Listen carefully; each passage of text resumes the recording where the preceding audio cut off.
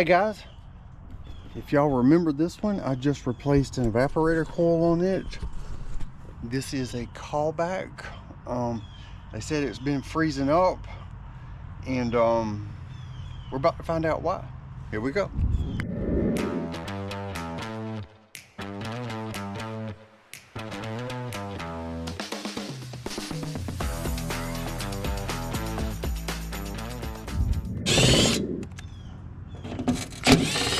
I sincerely hope it's not a, let's put these in here.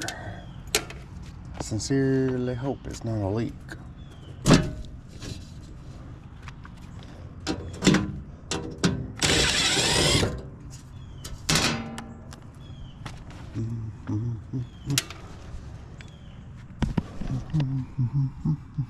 Looks like it's just been running. All right, there can be a couple things that can cause it to freeze up. Low on Freon. I just checked the filter. The filter is good. It looks like it's a couple weeks old. Let's check the blower. Well, clearly it's set to cool inside. Let's pull common loose real quick. I'm really just wanting to check the blower right now.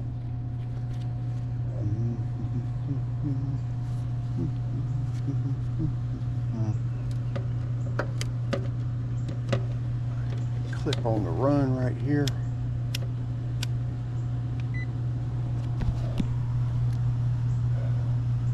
.2 amps. The blower seems to be doing okay. Alright, indoor blower 1.8.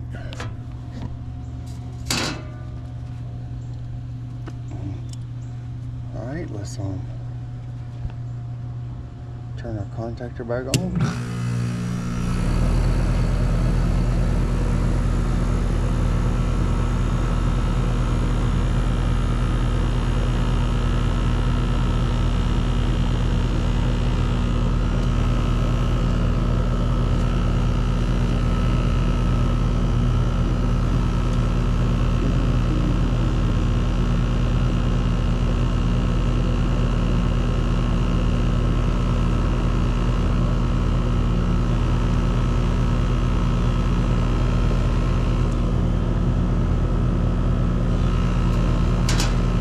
Yeah, it's 410.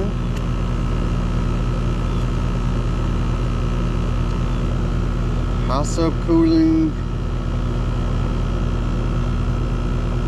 and high superheat. Y'all see that?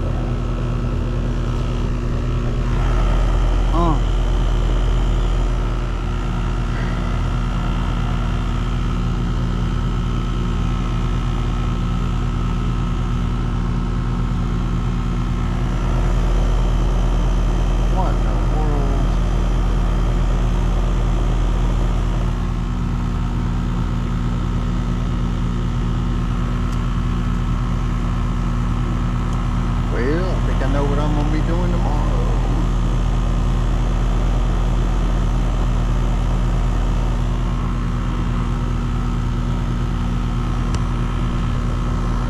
Alright, these readings, high subcooling make you think it's overcharged, and low superheat makes you think, excuse me, high superheat makes you think it's undercharged. And that right there is icing. Is why that TXV is clogged. When I did the repair,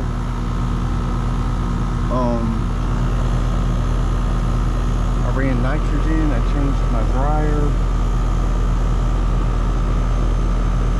and because of the way that dryer is right there, I didn't want to cut it, so I unsweated it, so there's very unlikely there's any shavings in the TXV.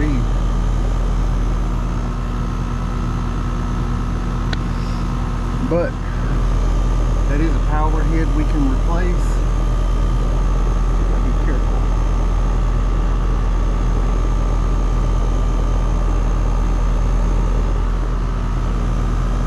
I'm not going to replace just the power head because we just did a repair. Let's get them a new TXB. That's what it looks like it needs. Well guys,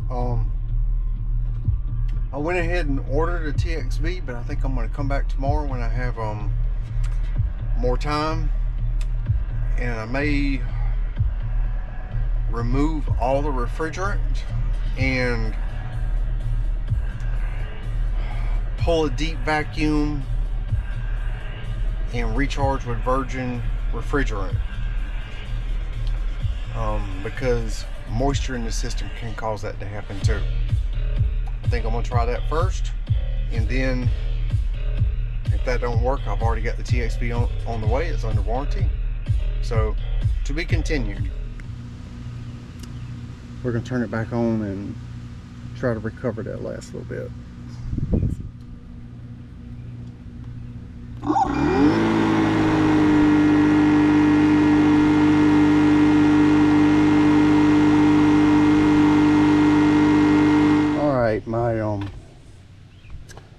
My Schraders are out. They're up here.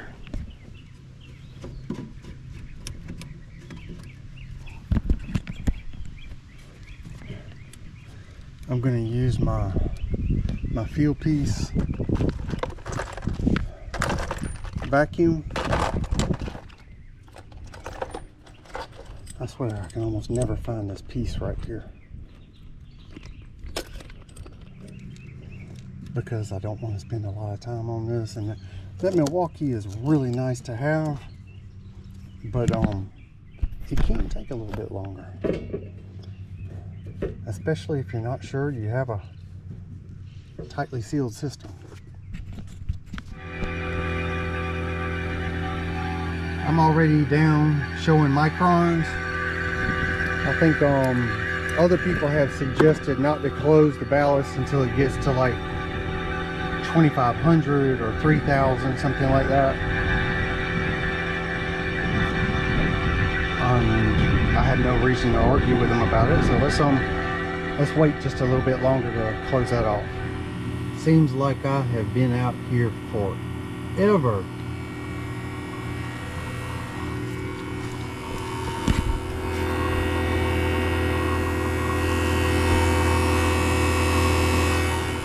That don't look milky. Oh, this is taking a while. All right, I'm below 500. Finally. If this were going faster, I'd probably shoot for 400, 350, something like that. But it's not going faster. So I need to figure out the weight. 93, y'all can see that, 93 ounces. That's what's fixing to go back in there. All right, that's still been running all this time. It's been about 5 minutes. I had to take a couple phone calls. I know I got a deep vacuum.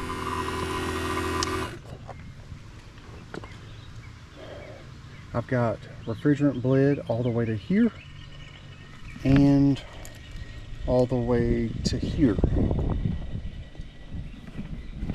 I'm at 0 ounces. And we got to get 93 in there. All right, I'm gonna try just jump into green, because if it's set to cool, that's a Pro 3000 thermostat. If it's set to cool, it's already connected to yellow.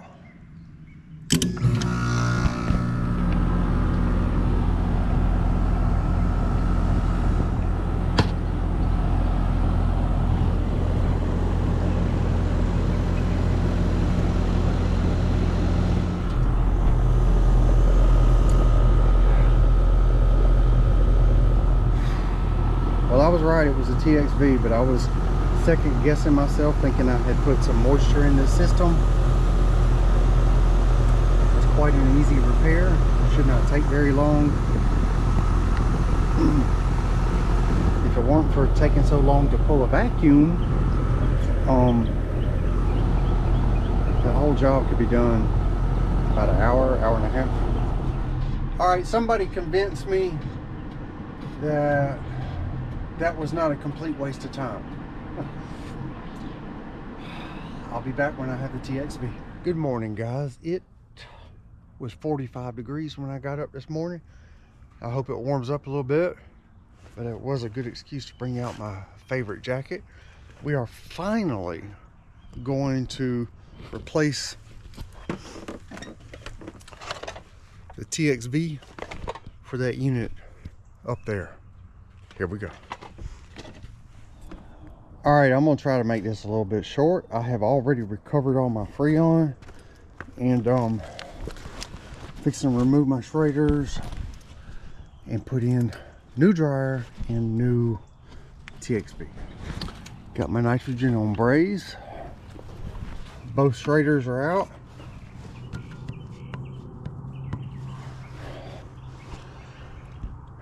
All right, let's get this little piece right here.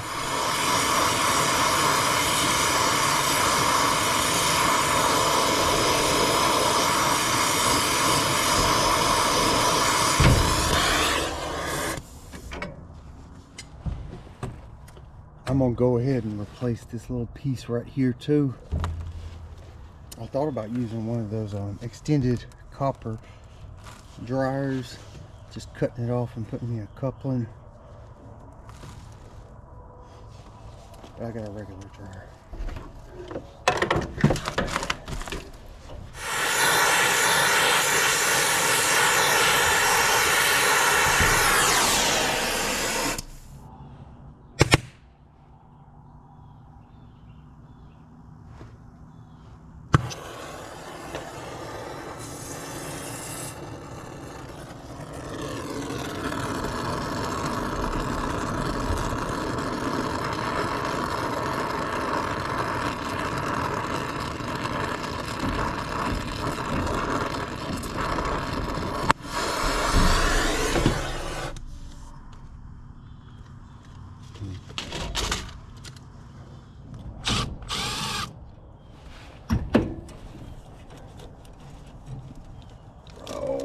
Come on.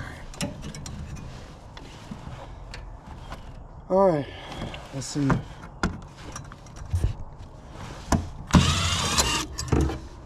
Let's see if we can get this thing out of here in one piece.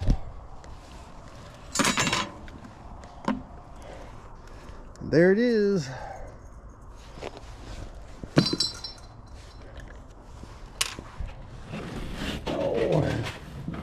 Alright, I never stopped my nitrogen. I'm gonna go ahead and solder this one up right here.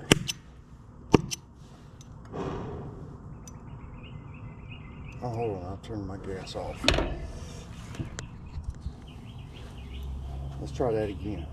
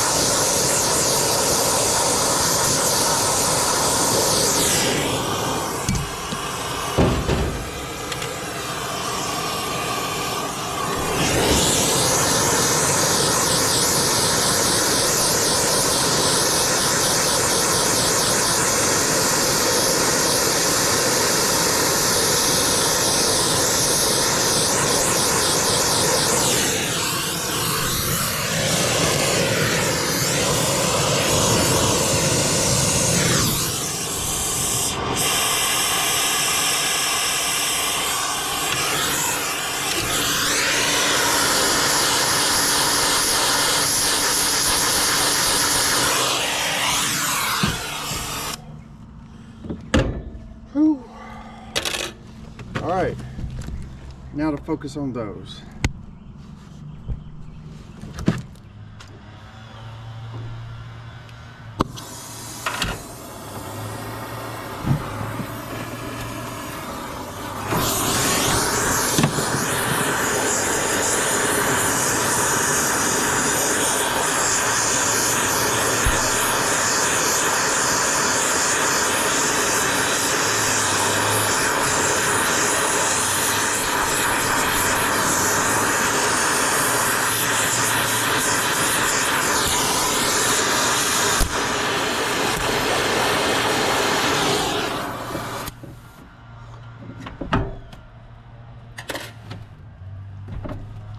Ow. Look at that torch tip is hot.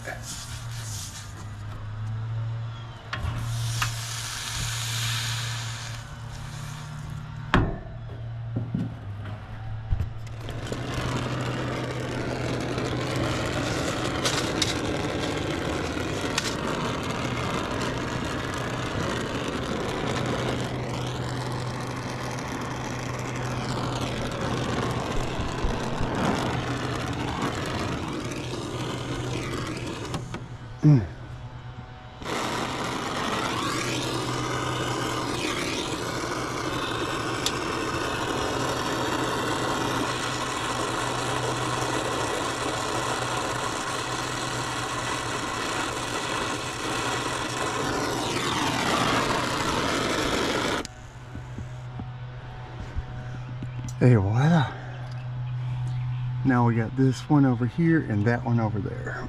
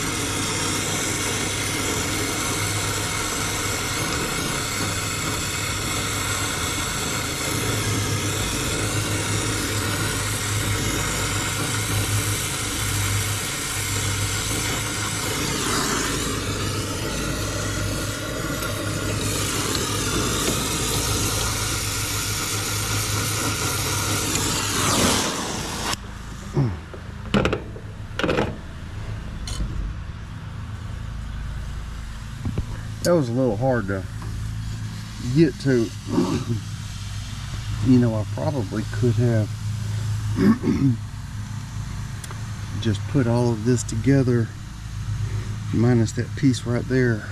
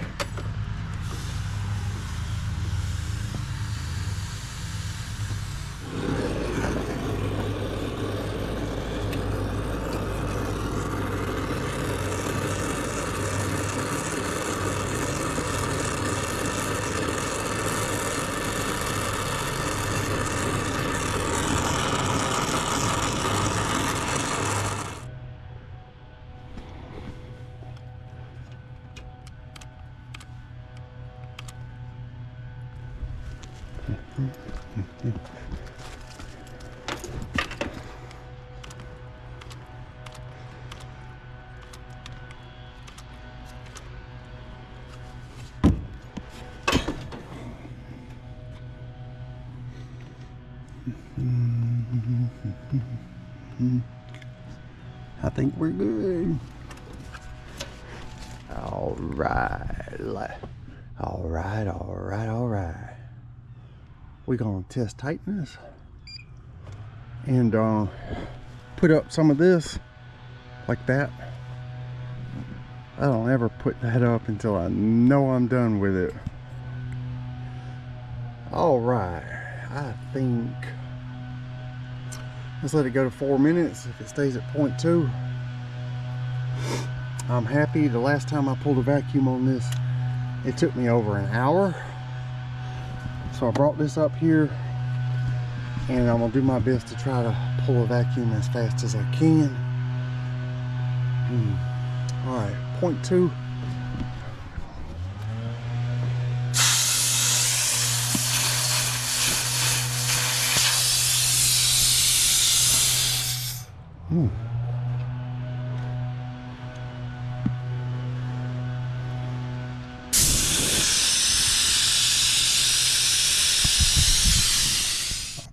This is the setup that I was working on the other day. It does seem to put a lot of weight on this right here. This is an adapter that you can buy that goes from 3/4 to 3/8 to 1/4, and this is an adapter that I made that goes from 1/2 to 1/4, but they do make hoses that go from 1/2 to 1/4. I mean, it's 1/2 on this end and 1/4 on this end, and I've ordered one, but right now, wait a minute,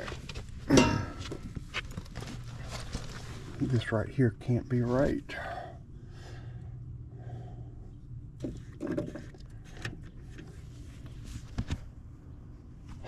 Lovely.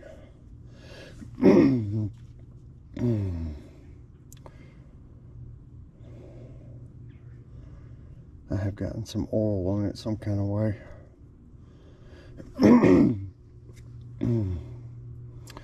Let me go clean this and we'll get it started. Oh, good. We're pulling down nice and fast.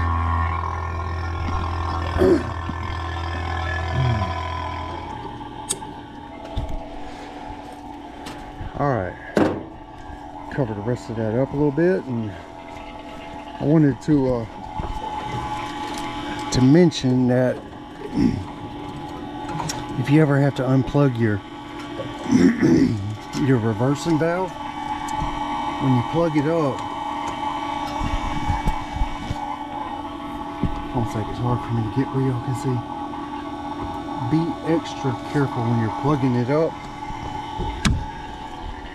because it's really easy to push too hard and bend those capillary tubes, and the next day you'll be doing a reversing valve. All right, I tried to clean that out real good, but it seems like it's not going below that. So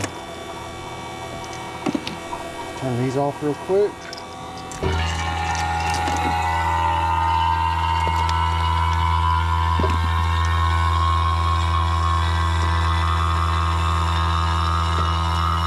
Don't worry, I got a leaking sprayer.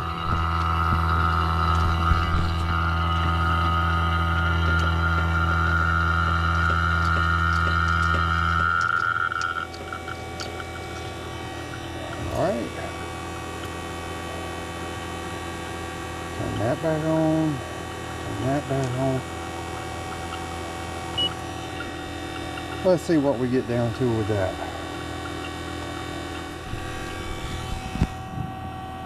We're going to be under 600 here in just a second.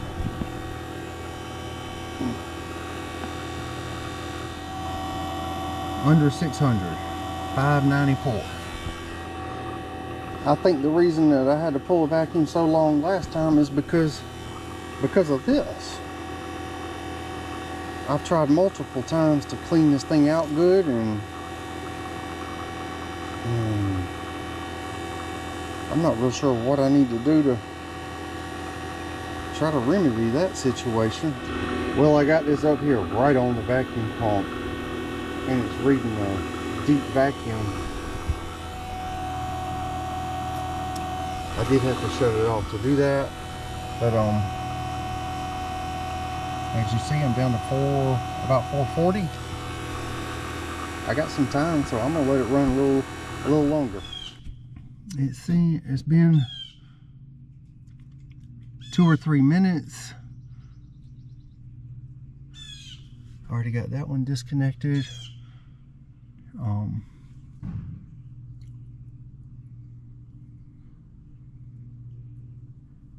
I think we're doing pretty good.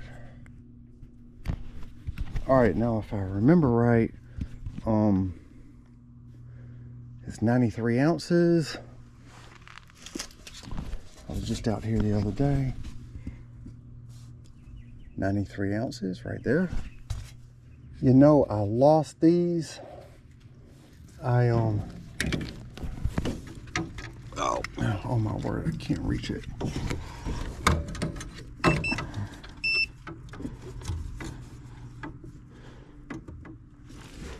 I lost these, and come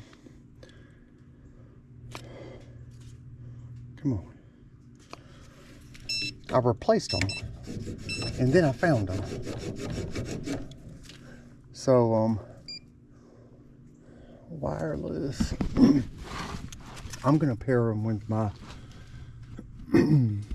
my gauges here.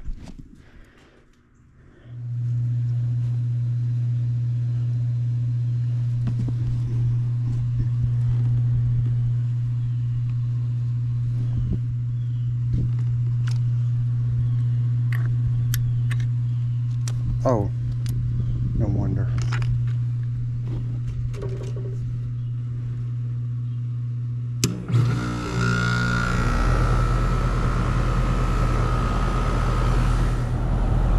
That suction seems high, but I weighed it in now. It's a hell of a lot better than what it was before. It was down like at 60 psi, 55. I think I'm getting this because it is so cold. But I'm gonna leave it like that.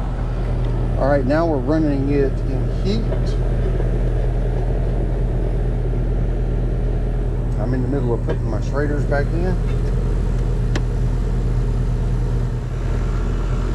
All right.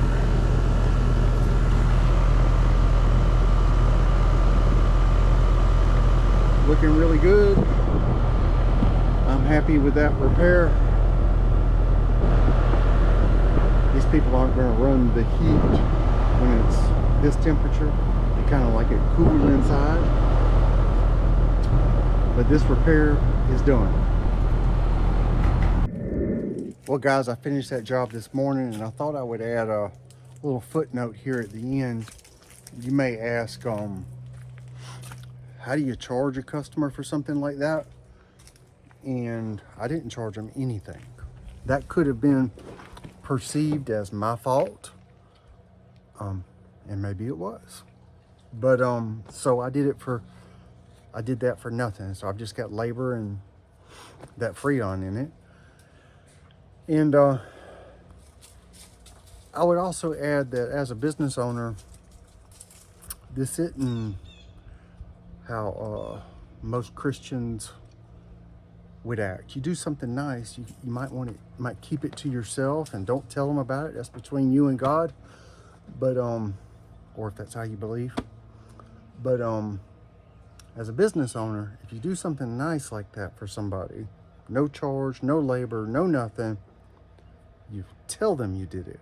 You make sure they know, and it'll earn you some return business. This happened to be for a big rental company that gives me a lot of business. So either you send them a bill that was $0, explaining what you did. That way you can document you were there and you know you've done it. Or you just tell them, hey, I'm gonna have to do this and I'm gonna cover it. That's basically what I do, and it's good business practice.